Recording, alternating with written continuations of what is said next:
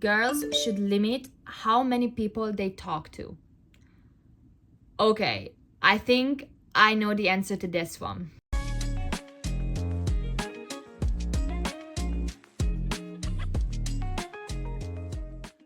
Hi everyone, welcome back to my channel and Happy New Year.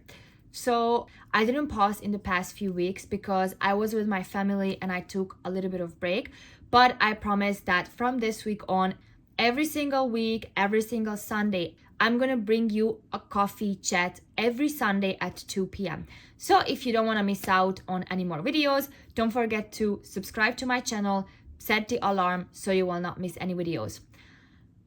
In the past year, I made a video about dating apps and it was surprisingly good. A lot of people watched it and a lot of people commented on it. So I decided that I'm gonna do kind of like a series about dating apps and how dating is in general, how you can be better at dating, how you can use dating apps better, what is my opinion on it. And I made the first episode already on my channel. You can find it in the dating app playlist.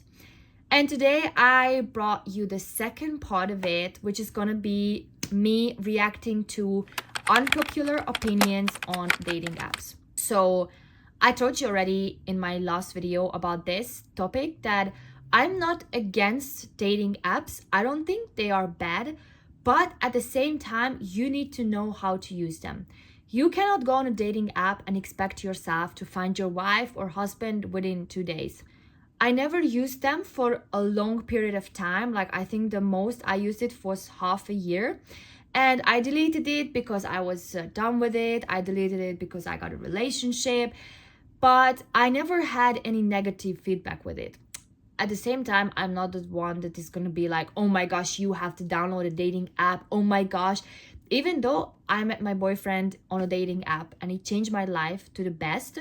So I'm fully for dating apps, but it doesn't mean that every time you are thinking about getting in a relationship, the first thing you need to do is get on a dating app. But anyways, for this video, I have collected some unpopular opinions on the internet from friends, and I'm gonna react to them based on what I think from my experience, or did I do that before, or did I experience that from another person? Let's get into this. So the first thing that someone said is that it should be like a two-way job interview. I think that I agree with this because I hate when the conversation is one-sided and I'm asking the guy a lot of questions and he's like, yeah, I go to school. Yeah, I have a job. Yeah, I like sports. And then he never asks back, why are you on a dating app if you're not interested in me? Or why are you in a dating app if you're not gonna make an effort to get to know other people? So I wouldn't necessarily phrase it interview because it seems like, firstly, I'm gonna ask you 10 questions and then you're gonna ask me 10 questions. I meant more like a two-way conversation. You know, we talk about you, for example, we talk about your hobbies, and then we talk about my hobbies. But it shouldn't be like, okay, do you go to school? Yes. Okay, do you have a job? Yes, me too. Okay. You have to make it into conversation, otherwise it's not gonna be enjoyable. The next one, you have to be full on honesty, and I fully agree. So the thing is, a lot of people tell me that they don't like dating apps because a lot of people just want to sleep with the other one. They don't like dating apps because a lot of people are not looking for a serious relationship. And then I tell them, I think that's okay. A dating app is not find your husband app or find your wife app. It is a dating app, and how people define dating nowadays should be your own business. What I don't like is when people go on dating apps and they say like, oh yeah, I'm looking for something serious, and then they just sleep with other people. No, if you want to sleep with other people, be honest about it. You know, communicate your needs, communicate your wants. I can decide if somebody tells me I'm just looking for a fling, do I want this or no? If I don't want it, I'm just gonna say thank you for your time, goodbye. As long as you're honest with it, I think there is nothing wrong with having an opinion or having a want. I'm not looking for a relationship just for friends with benefits. okay, thank you for sharing, bye, because I'm looking for something serious, you know? So I think there is nothing wrong with people wanting certain things as long as they communicate that thing. The next one is girls should limit how many people they talk to. As a girl, I agree with it because I know that in general, dating apps are always easier for women. So we're gonna get into this a little bit later, and I already told you in my previous video that even if you feel like you have no chance, you still have a chance. But I have to be honest, and I agree that in general, it's girls who get more matches, it's girls who get more messages, especially because guys are under this pressure that they need to text first. And as a girl, you always get the opportunity to decide if you want to text somebody back or not. So I agree that girls should limit how many people they talk to. But at the same time, you know, I only swiped people right that I knew I would have replied to. Girls who make a competition out of, oh my gosh, I'm gonna swipe everybody on right so I get I don't know, 100 matches per day. I think that's a very toxic behavior and I cannot support that. So I don't really know how to limit it, because I know there are some girls that really just swipe guys right that they would already reply to, and there are some girls that really make a competition out of it. So I agree that we should be limited, but at the same time, I don't know how to make that into practice. Like, you get like, I don't know, max 10 matches a day and then you cannot swipe anymore. I think that would be something really nice. Next one is guys should swipe less. So I disagree with this one based on the previous answer when I said that guys have it a little bit harder in general. And I don't think guys should swipe less. Of course, this is something that I think the person meant, like guys shouldn't be desperate to swipe everybody right just to get at least one swipe.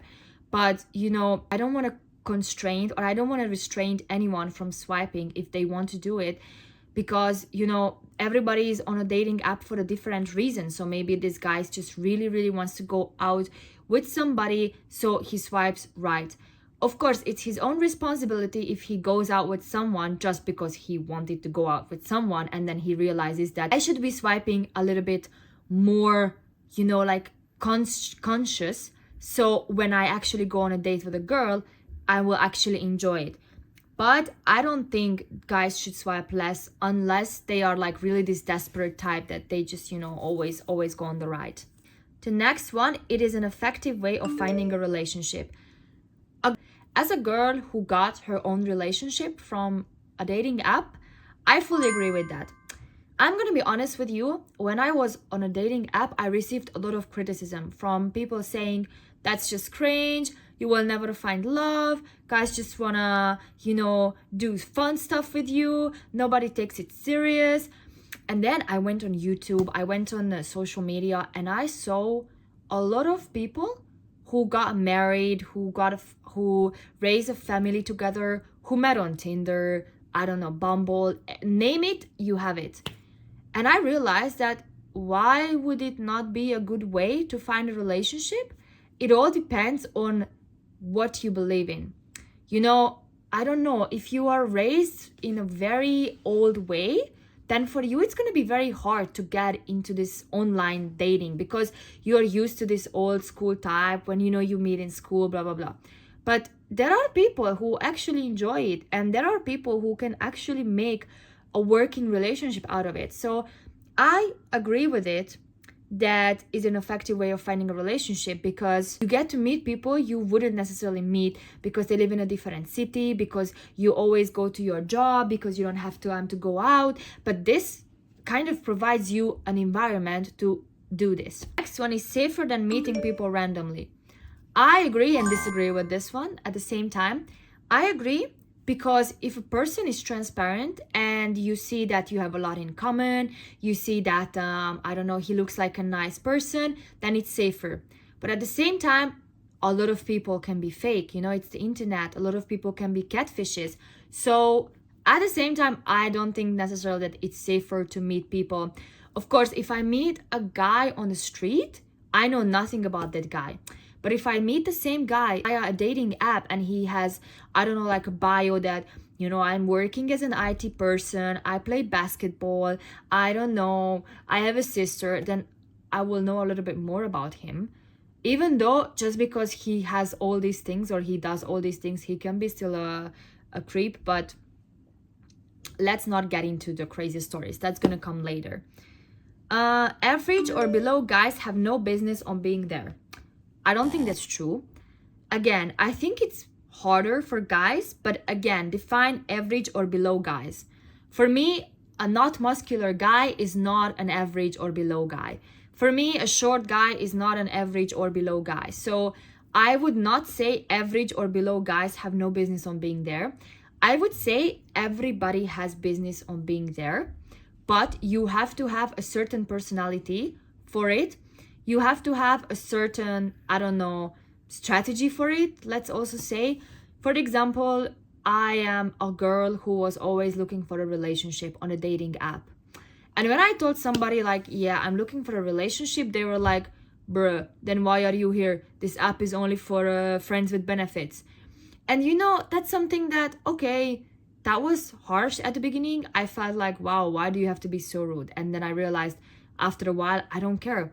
You are looking for a friends with benefits, I'm looking for a relationship, then, just unmatch me and we live our lives happily. So if you are very introvert, then maybe it's not the best thing for you to start your dating career, your dating journey with, because you need to be kind of social to do this. But at the same time, I think that everybody has a business being there. And I don't think there is an average or below guy, because, I might like a certain type of guy, you might not like him. Or, my boyfriend likes certain type of girls and his friends like a different type of girl. So am I average or the other girl is average? It's different for everyone. So with this one, I don't agree with. The next one is no filters on photos. Now for this one, I have kind of a theory. And my theory is that you can post photos with filters on as long as you also post pictures without filters. So for example, my theory is that you should have different pictures on your dating app.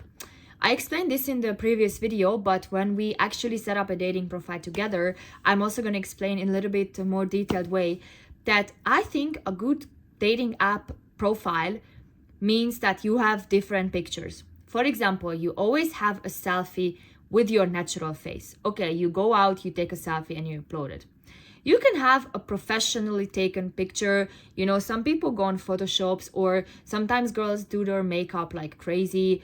It's nice to post that picture to show that, this could also be me. I usually posted always like a mirror picture just to give an image of my body, but you don't have to do that. I posted also a picture of my favorite hobby. I don't know, for example, I was traveling and I took a picture and I posted that. You can post a picture about how you do sports. I think you have to post at least 3 or 4 different type of pictures.